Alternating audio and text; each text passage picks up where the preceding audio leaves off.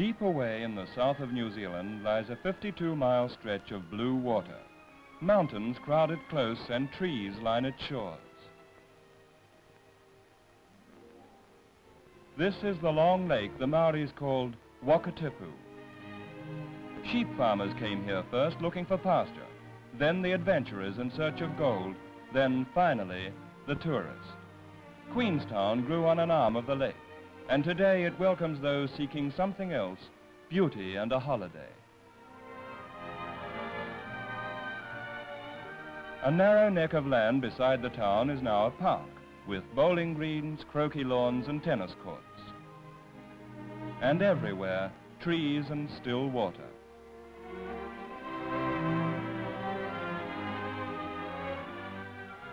The climate here in the mountains is dry and bracing. There's a tang in the air.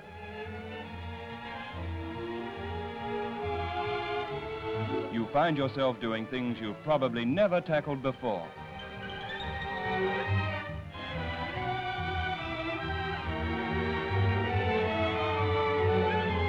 Queenstown's the center of a fascinating district where the present is filled with natural beauty,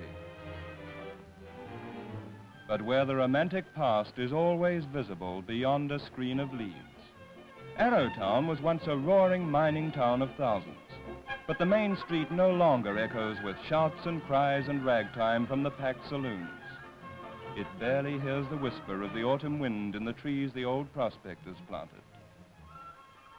Many of the original buildings still stand, though.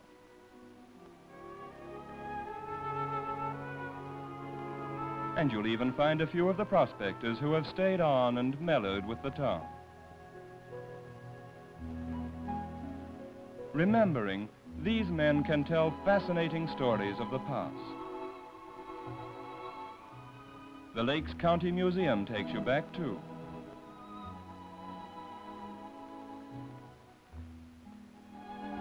Back to the days when this lured men from the ends of the earth. From California, from Australia, from China. They worked and fought for quick fortunes. They were tough, wild days and tough, wild men. It took leg irons to tame some of them. And after gold had been turned into champagne, the law provided a jail to cool heads and tempers.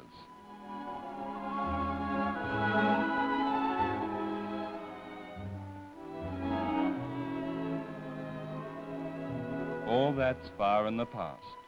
But there are still old-timers who won't give up, like Jack Kerwin, who has a claim at Macetown, 12 miles up the Arrow Gorge.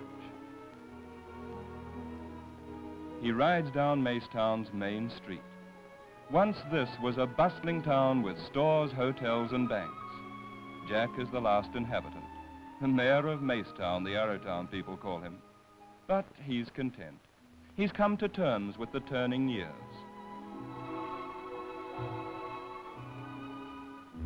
He spends his autumn where the English trees burn yellow in the dying year.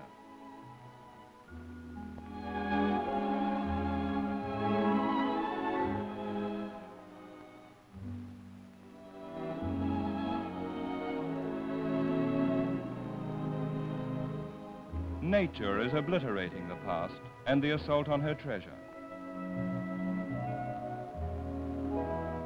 But man is persevering, and Jack searches on, looking for the golden glint of that metal that may even yet make his fortune.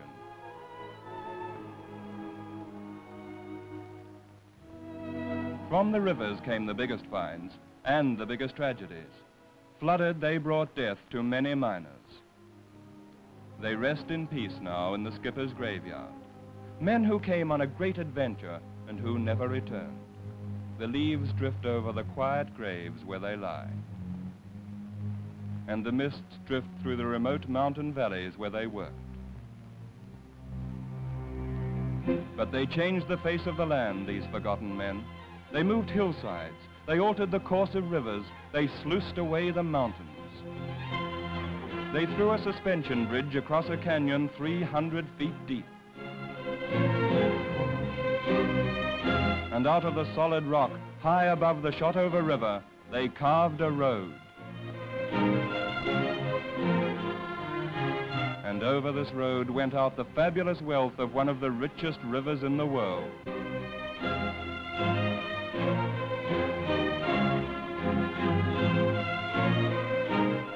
Most of the gold has been won, but there's still wealth locked in the earth for those who will brave the cold and the high altitudes. During the short mining season in the summer, today's prospectors mine scheelite, a mineral worth sometimes as much as 1,700 pounds a ton. But it's got to be found, mined and then transported down to the lowlands.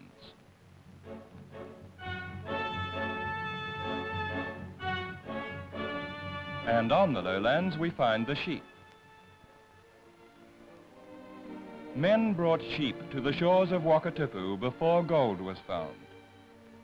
The miners came and went, but the farmers stayed on, reaping an annual harvest from the golden fleece. Sheep are run on the hills and crops are grown on the flats. Wheat, oats and barley ripen well in the warm, dry autumn.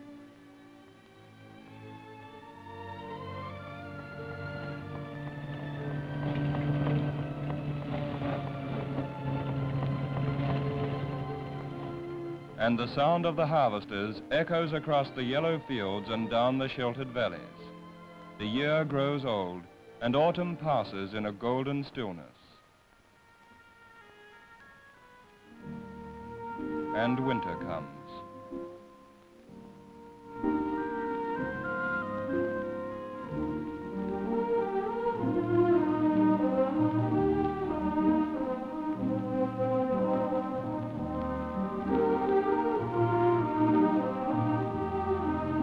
First snows whiten the jagged teeth of the Remarkables. The peaks shimmer in the lake, and Queenstown drowses in the winter sun.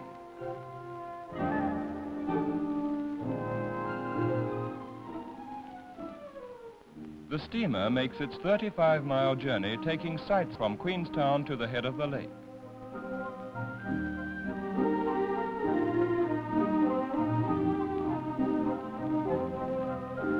The long lake has a secret. These waters beat like the human heart, the level rising and falling every 5 minutes regularly through the hours and years, and no one has ever explained why. The 8,000-foot mountains that stand along the shores become a scribbled pattern in the steamer's wake.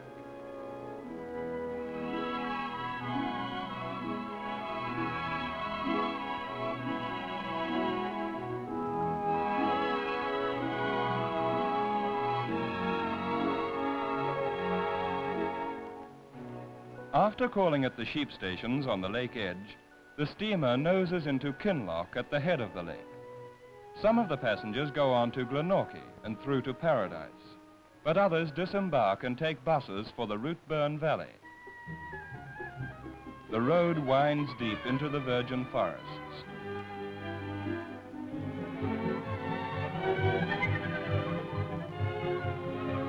This is seeing New Zealand as the Maoris found it, with its virgin bush and rivers, and its glistening mountains which glide slowly past among the trees.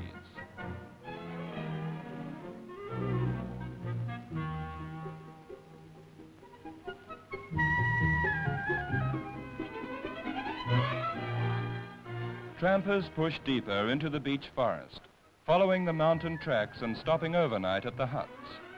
The only signs of life are the birds in the branches over the trail which leads up over the mountain passes and down into Milford Sound.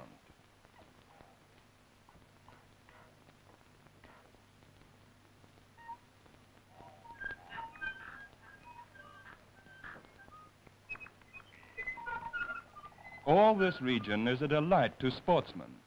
Deer, tar and chamois are so plentiful that the government employs colours to keep the population down.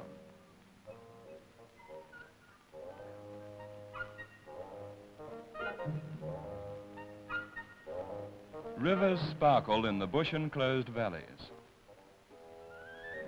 And the smoke from the hut chimney means there's rainbow trout for supper tonight.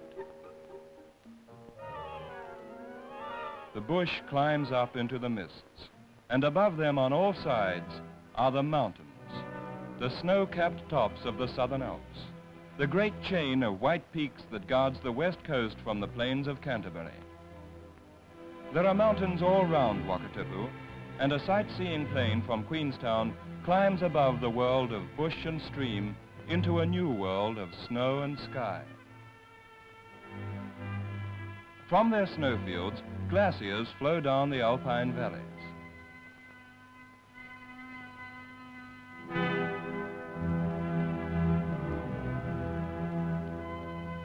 Nearly 10,000 feet above the land, the lonely pinnacle of Aspiring twists upward into the southern sky. The curtain of peaks draws aside, and from the plane window, the long lake itself moves across the stage, lying 1,200 feet deep in a drowned valley, scooped out by a great glacier in an ice age long ago.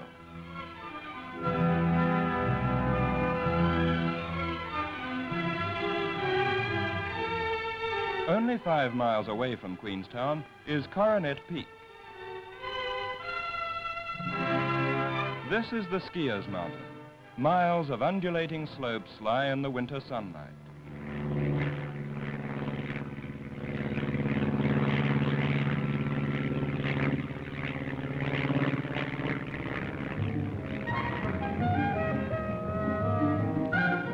Buses take skiers right onto the snowfields to the foot of the toes, which go upward to the head of magnificent runs.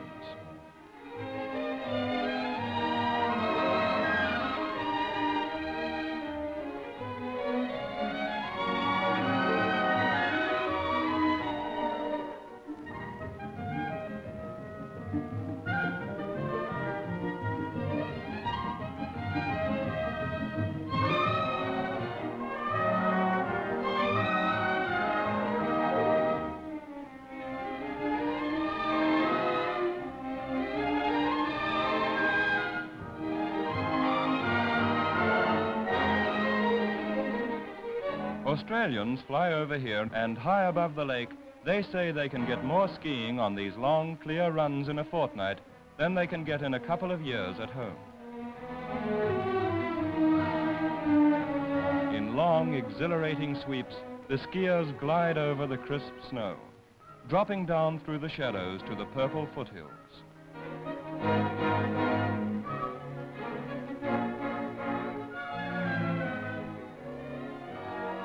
Around them stand the peaks, the age-old sentinels that lock in the blue waters of the long lake, Wakatipu.